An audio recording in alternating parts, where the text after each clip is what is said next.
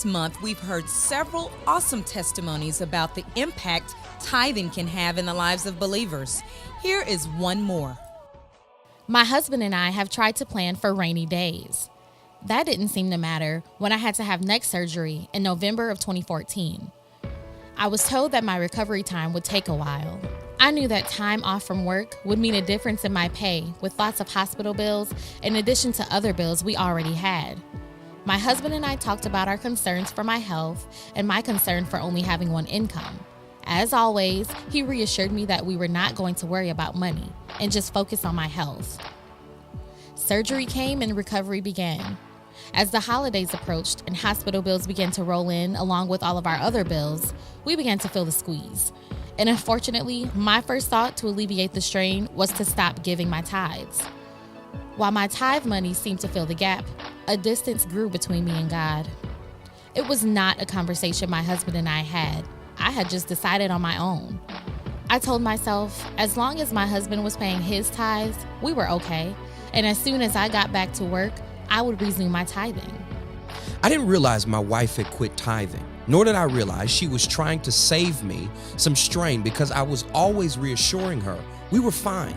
After we discussed her not giving tithes, we prayed about it, and I just asked God to restore us in whatever ways He saw fit, and to change my wife's perspective of feeling like a burden, and to join with me in trusting God for whatever we needed.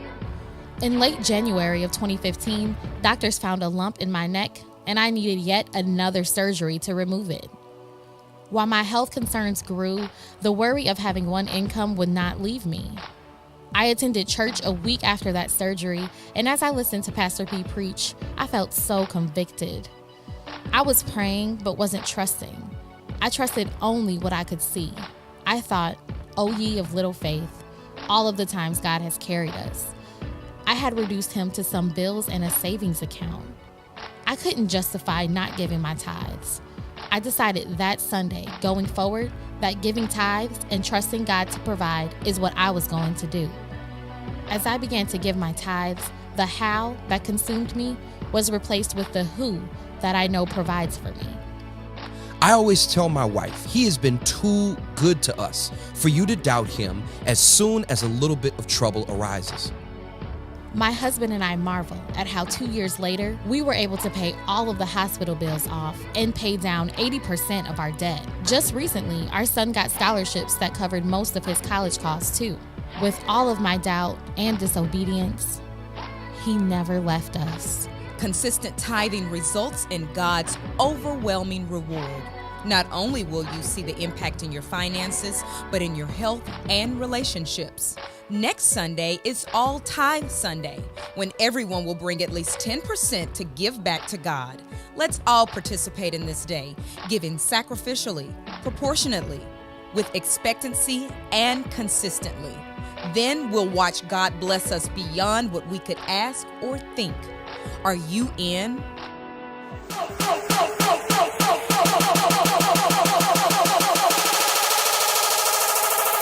Early voting is underway in Arkansas, and your voice matters. This election is too important for you to stay at home. Some members have already been to the polls and are posting their selfies.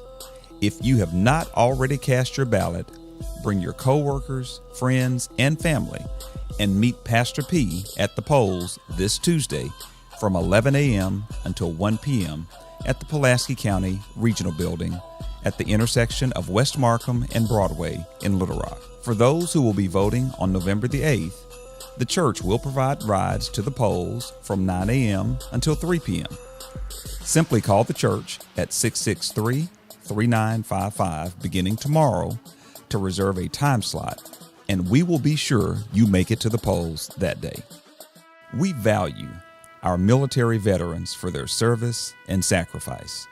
On November the 12th, the outreach team will host the Veterans Benefits Fair, providing information on benefits available just for those who have served our country. Our soldiers can come out and talk to a veterans rep and maybe see what benefits that they are entitled to with the VA. They will be here at the Education Center. This fair will take place from 10 a.m. until 12 p.m. noon. Then, Sunday, November the 13th, is Veterans Appreciation Day here at St. Mark, when we will recognize those who have served our country. We would like all the veterans to attend the 11:30 service where Pastor Pointer can give honor and respect to you and say thank you for the sacrifices that you make. Many of our veterans are downrange, they're in harm's way every day. We can't say enough about the sacrifices that you make. But families, we would like for you to know that we are here as a church for you. And we'd also like for you to sign up in the lobby. If you got family members who are downrange, who are stationed overseas, hey, we would like to know who they are. We need their address and we want to stay connected with them so we can send religious material to them and also care package just to let them know that their church family is here. Thinking about them, praying for them, and we thank you, we love you. Godspeed, take care. Please be sure to let us know who you are by signing up in the information centers in the atrium and the lobbies so that you will be included in the reception following services that day. And daylight savings time begins this Saturday. Don't forget to set your clocks back 1 hour.